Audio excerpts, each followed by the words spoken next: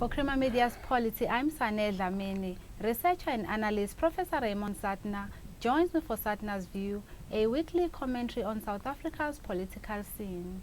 Welcome, Professor. Thank you.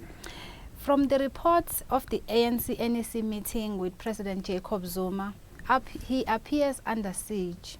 What is your view on that? From all reports that I've seen on social media and in the media, there was definitely a motion to recall President Zuma or remove President Zuma as president of the ANC or president of the country or both. It's not clear. And a lot of the debate that was happening yesterday related to how they would vote, because those who call for a secret ballot believe that some people do not want to be seen to vote against President Zuma, because if he survives this, they will suffer. They may lose their positions or some such thing. Whereas the people who support President Zuma staying want them to be intimidated and want them to fear voting against it. Also, you had a situation where a lot of people were at a wedding in Stellenbosch and they rushed back. They were Zuma loyalists. They rushed back in order to be there in case there was a vote. It's not clear whether there is a vote or not, and they've postponed it till today.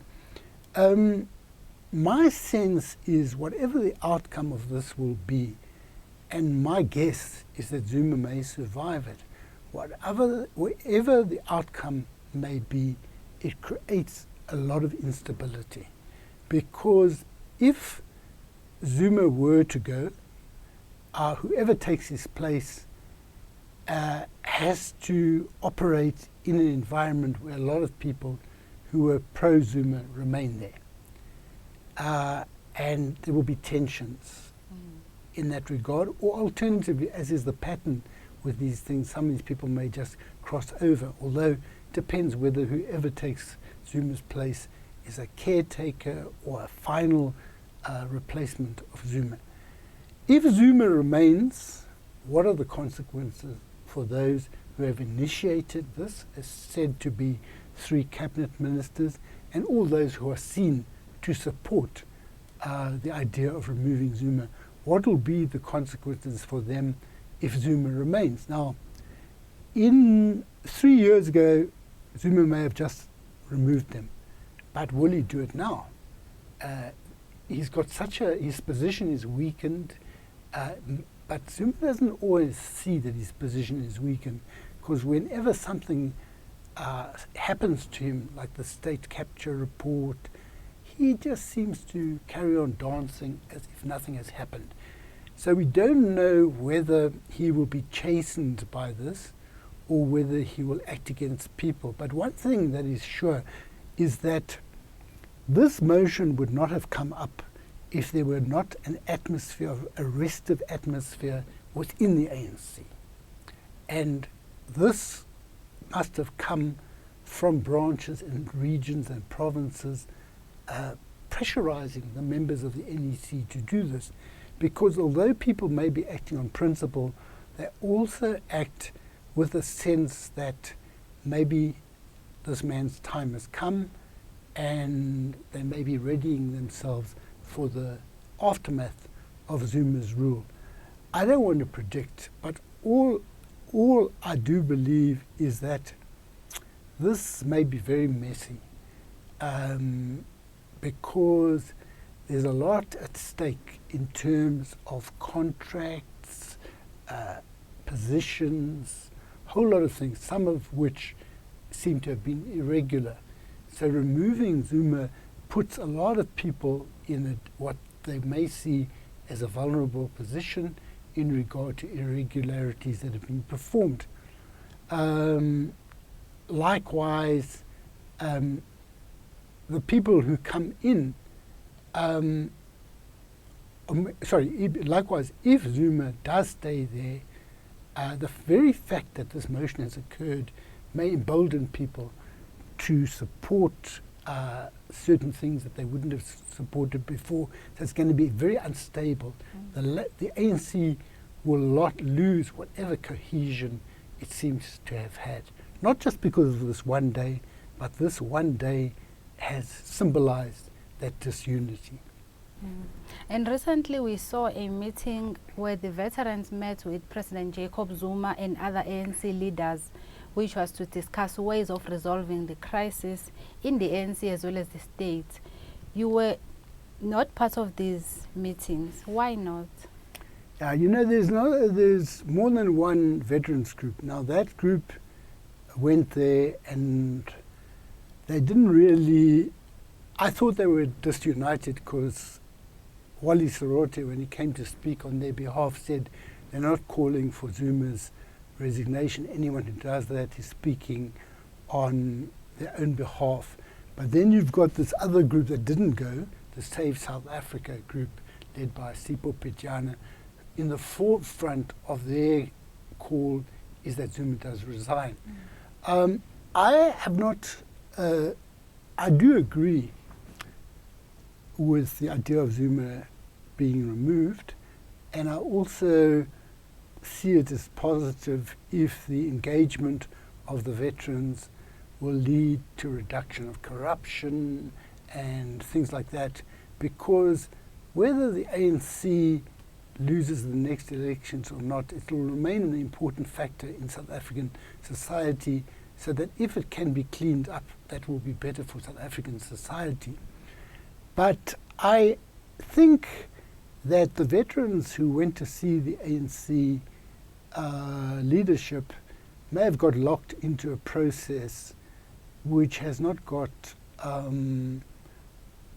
clear, where they lose their agency, where they get drawn into a situation where they are probably told, look, this process is in motion, it's best that we shouldn't be attacking one another in this period or criticizing what is being done by government, because all of this we will really air inside ANC at the consultative conference next year. So that for 6 months or so they get these people to shut up, and they in a sense become captives of a process which, instead of them driving it, which they were doing from outside, albeit not having much effect, it will be absorbed. They may, or maybe, my guess, they may be swallowed up by the ANC. But now all of this is thrown into disarray. If the problem has been Zuma's leadership in the main, what exactly does that mean if Zuma were to go? That brings me to my other problem, why I'm not involved in these things, is that, you know, we need to be very clear about, if we say Zuma must go, what is the reason why we want Zuma to go? We need to be articulating the character of what we need to build organizationally to regenerate South African democracy. And my sense is that there is not enough focus on organization. Organization is not the same as mobilization. To get people to attend a rally, hear a speech, or come to a demonstration, that is not the same as the slow, painstaking process of building organization. My belief also is that we should not be focusing on the ANC alone for the regeneration of South African democracy. We need to be looking at the building of a number of organizations which represent a number of sectors in society which have an interest in clean government and democracy. The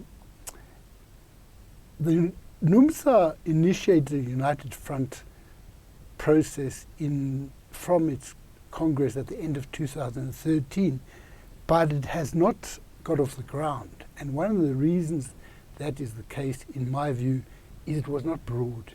It was a left-wing process. Now, it's not just left-wing people who are unhappy with what's going on at the moment. We need to identify a number of sectors, health, education, basic needs like water, electricity, infrastructure,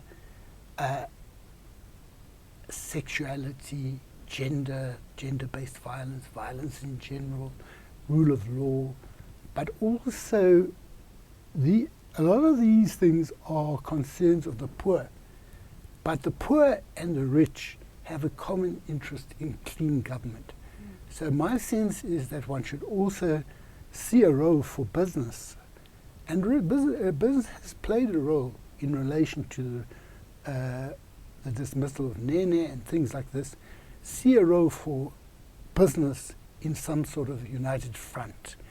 And one must be prepared to be in for the long haul, to recognize that building such things with appropriate leadership figures who are impeccable in their credentials, and I'm not talking here about struggle credentials, but as public figures who are respected by all individuals. These people may not necessarily be involved on a day-to-day organizational basis, but you need people who endorse this, who are really admired without party political associations. So I am not writing off the ANC, but I say we must think, in addition to the ANC, of building around a number of sectors.